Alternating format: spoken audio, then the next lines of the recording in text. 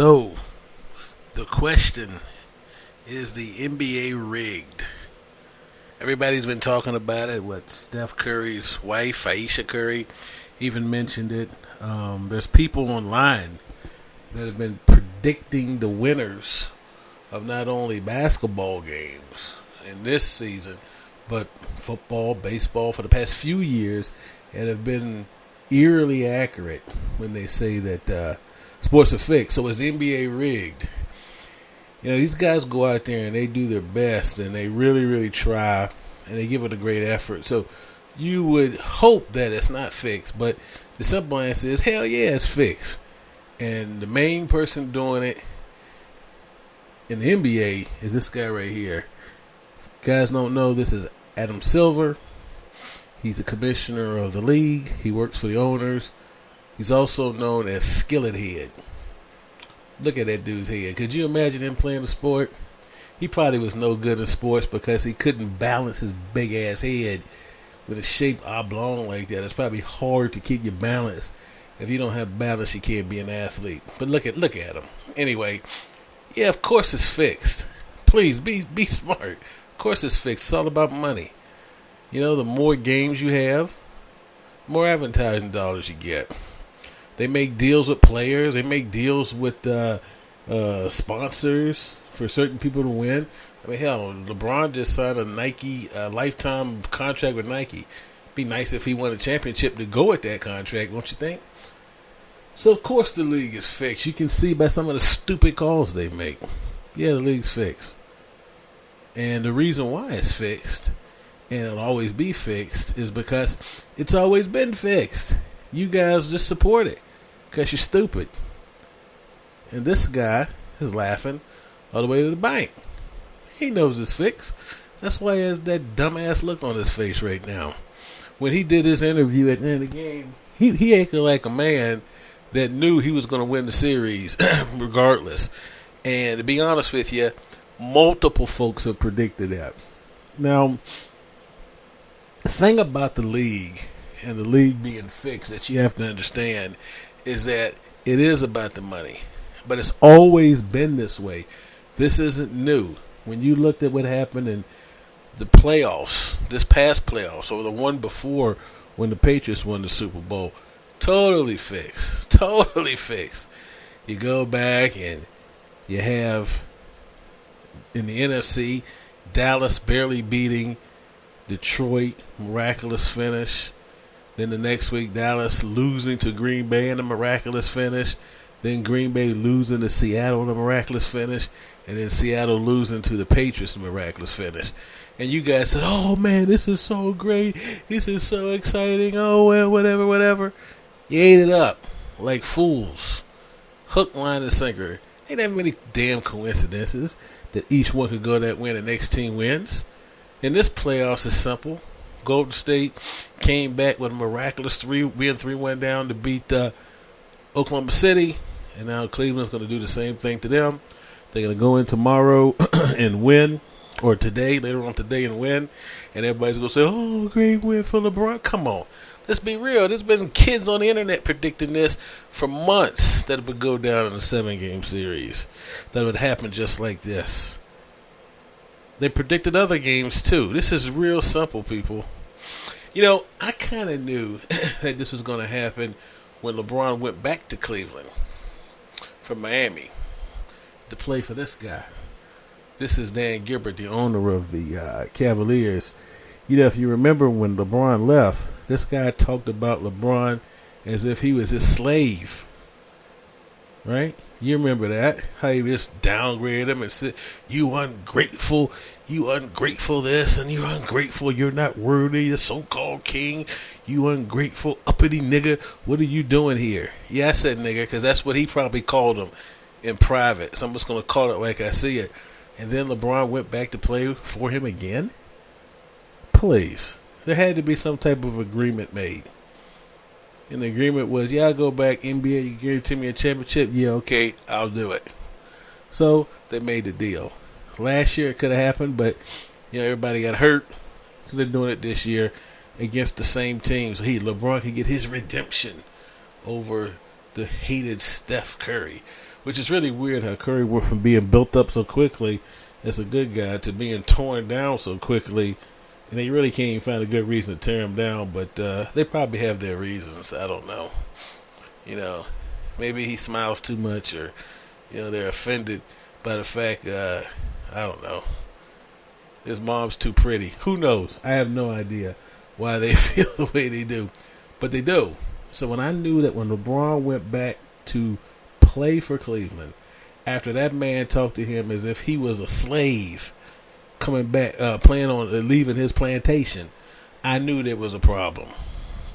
And by the way, I have a problem with LeBron not talking about Tamir Rice, but hey, that's just what he does. That's just who he is. Back to this series. Game 5. Golden State after Game 4. It was Game 4 actually.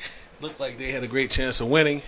LeBron contemplated, was getting a little bit of his bully mode a little bit. He's bigger and stronger than everybody. He really is. He's a big, strong, great player. I got to give him that. Pushed Draymond. Draymond retaliated. Draymond got suspended. They get to go into Oakland, and they beat the Golden State Warriors with a little help from the officials. Now, what you don't understand, and people say, well, did the officials make Harrison Barnes miss all those shots? Of course they didn't. Don't be stupid.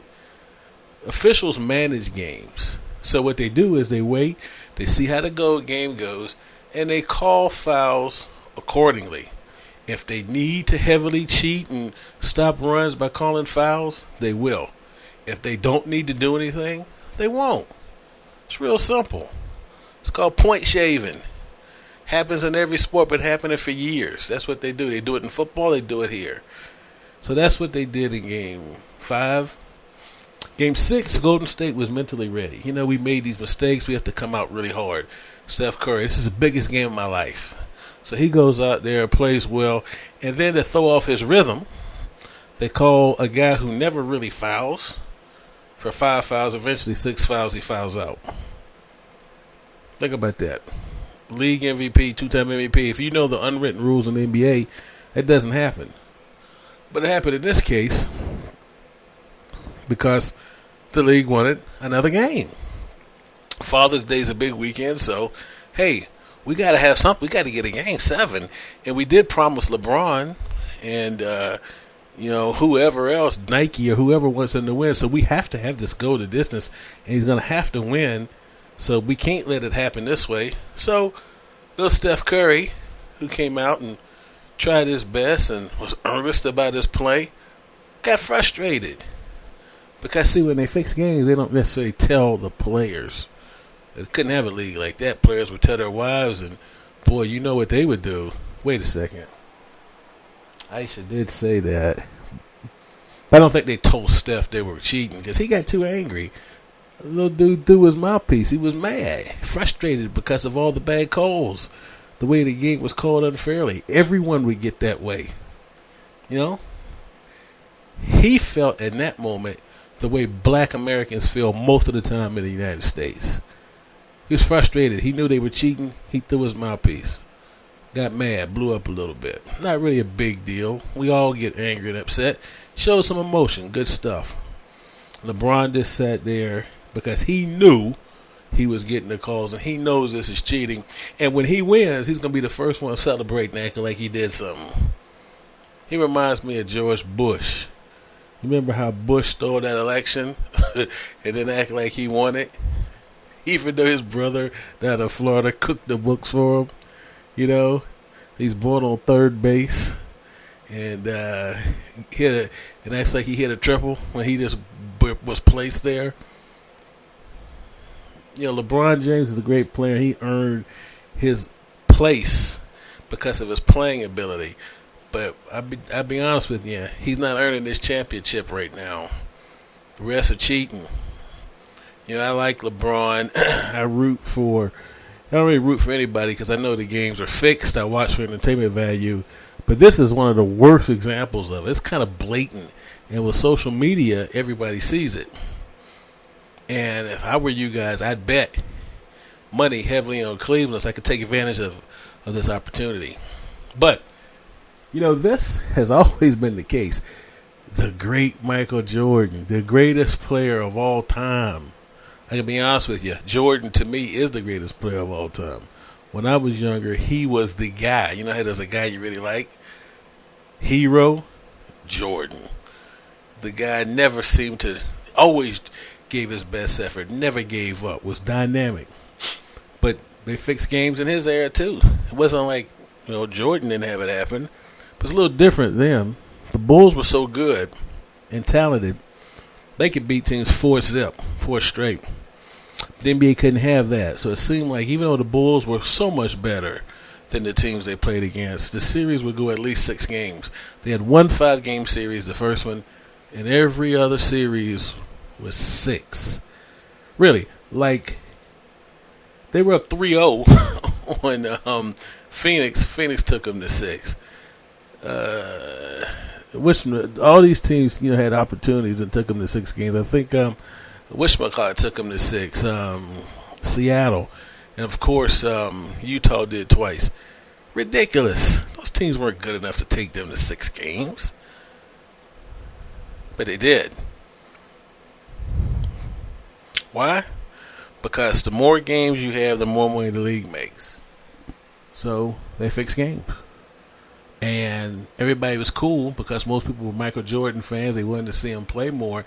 And at the end of the day, the Bulls won. So all's well that ends well. There's a difference now where they didn't have to cheat for Jordan to win.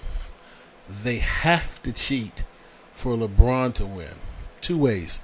LeBron fouls a lot, pushes people, bullies people, doesn't get called for fouls. When he gets touched, they call foul. Jordan didn't get it like that. He was good enough to beat you, and he did beat you. Now, did he get a lot of calls? Yeah. But no more than Larry Bird got. If you remember the Celtics in the 80s, Bird got every damn call. You couldn't even look at Bird harshly without them calling the foul. And they had a good racket in the 80s. Helped build the league up. They had Magic on the black side and Larry Legend on the white side for Boston. East Coast, West Coast. And these teams always met in the finals, it seemed like. There's only 3 times, but they were the teams that everybody focused on. And when they played against each other, it was magic. Not just Magic Johnson, magic, because the whole country, one side, another side, very exciting. But of course those games are rigged or managed. I think the word that Aisha Curry should have said is that the games are managed. And it was managed for Cleveland to win. They managed the game. They called certain fouls in certain times on certain people.